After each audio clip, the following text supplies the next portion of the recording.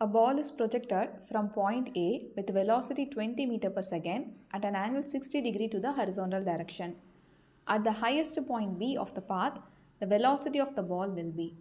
Okay, so question என்ன கொடுத்துருக்காங்கன்னா initial velocity 20 meter per second. ஒரு பால் இருக்குது, பாலை வந்து ப்ரொஜெக்ட் பண்ணுறாங்க with initial velocity 20 meter per second. அதுதான் அந்த பிக்சர்லேயே காமிச்சிருக்கிறாங்க. ஓகே, ஆங்கிள் எவ்வளோனா 60 degree to the horizontal. So AC வந்து ஹரிசாண்டல் அப்படின்னா 60 டிகிரி டுவர்ட்ஸ் ஹரிசாண்டலில் ஆங்கிள் இருக்குது.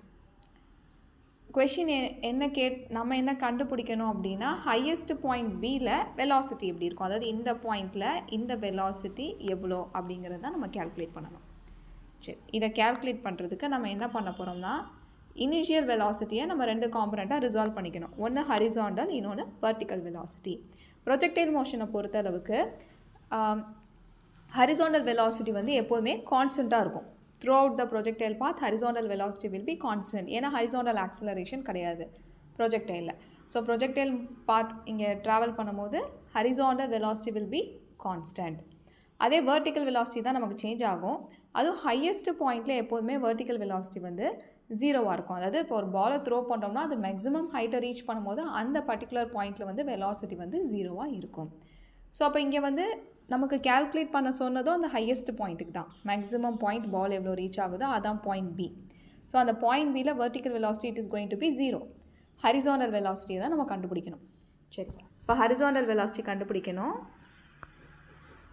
இனிஷியல் வெலாசிட்டியை யூன்னு சொல்லி எடுத்துக்கலாம். இப்போ இந்த 20 வந்து நம்ம யூன்னு வச்சுப்போம். அப்போ இது வந்து UX. UX is equal to UX எப்படி கேல்குலேட் பண்ணலாம், யூ இன்ட்டு காஸ் தீட்டா. அது ஏன் காஸ் தீட்டா இந்த இடத்துல எடுத்துக்கிறோம்னா ஆங்கிளுக்கு அட்ஜசண்ட்டாக இருக்கக்கூடிய சைடு வந்து எப்போதுமே காசாக எடுத்துக்கணும்.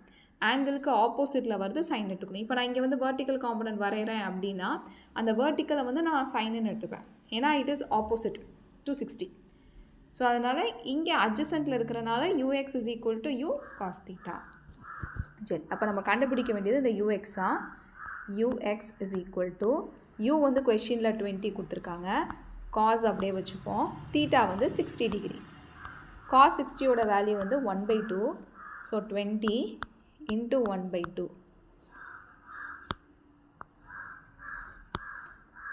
இப்போ இதை கேன்சல் பண்ணோம்னா நமக்கு எவ்வளோ கிடைக்கும்னா 10 கிடைக்கும். 10 meter per second. So u x is equal to 10 meter per second. நமக்கு வந்து வி தானே வேணும். இப்போ நம்ம யூஎக்ஸ் தானே கண்டுபிடிச்சிருக்கோம். அப்படின்னா ஹரிசாண்டல் வெலாசிட்டி வந்து எப்போவுமே கான்ஸ்டண்ட்டாக இருக்க போகுது ப்ரொஜெக்டைலில்.